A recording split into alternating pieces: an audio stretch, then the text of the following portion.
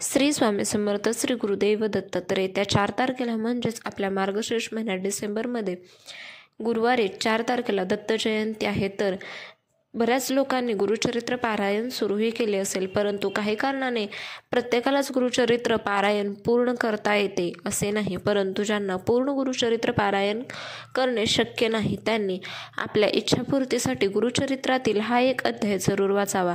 ज्याने तुमची कोणती इच्छा पूर्ण होते.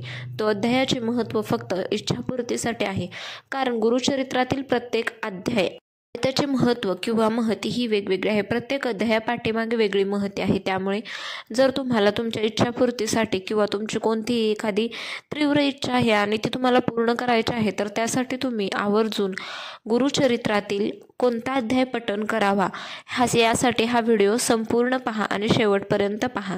तर आपल्या हिंदू पंचांगानुसार दत्त जयंती ही भगवान दत्तात्रय यांचा जन्मदिवस म्हणून साजरा करतो आणि मार्गशीर्ष महिन्याच्या पौर्णिमेला दत्त जयंती ही साजरी केली जाते. तर दत्त जयंतीपर्यंत तुम्ही अवश्य हा गुरुचरित्रातील 9वा अध्याय पठण करा. तुमची कोणतीही इच्छा असो, गुरुचरित्रातील प्रत्येक अध्यायाला हे वेगवेगळे महत्त्व आहे आणि तुमच्या इच्छापूर्तीसाठी गुरुचरित्रातील 9वा अध्यायाचे रोज आवर्जून पठण करा. तुमच्या मनातील कोणती इच्छा पूर्ण होईल, तुमच्या आयुष्यातील मार्गातील तुमच्या इच्छेच्या मार्गातील अडथळे दूर होतील.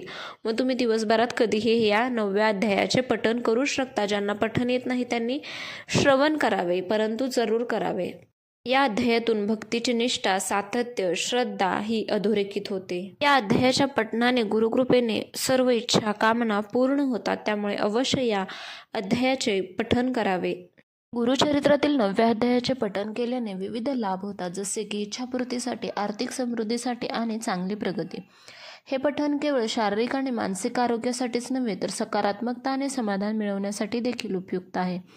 विशेषतः आर्थिक अडचणींवर मात करण्यासाठी या अध्यायाचे पठण फायद्याचे मानले जाते. 9वा अध्याय आर्थिक समृद्धी आणि प्रगतीसाठी पूरक मानला जातो. कोणत्याही गुंतागुंतीच्या समस्येतून मार्ग मिळतो, शारीरिक मानसिक शांतता मिळते. भक्तिपूर्वक पठण केल्याने इच्छा पूर्ण होतात. त्यामुळे अवश्य न चुकता तुम्हाला गुरुचरित्र संपूर्ण पठण करणे. जर शक्य झाले नाही तरी तुमच्या इच्छापूर्तीसाठी हा प्रभावी असा अध्याय म्हणजेच 9वा अध्यायाचे अवश्य पठण करा. तुमची इच्छा लवकरात लवकर पूर्ण होऊ दे. श्री गुरुदेव दत्त आणि श्री स्वामी समर्थ तुमच्या अखंड पाठीशी असू देत. तुमच्या मनोकामना पूर्ण होऊ देत. तर व्हिडिओ आवडला तर please like, share and subscribe करा. तसेच व्हिडिओ पाहिल्याबद्दल धन्यवाद. श्री स्वामी समर्थ.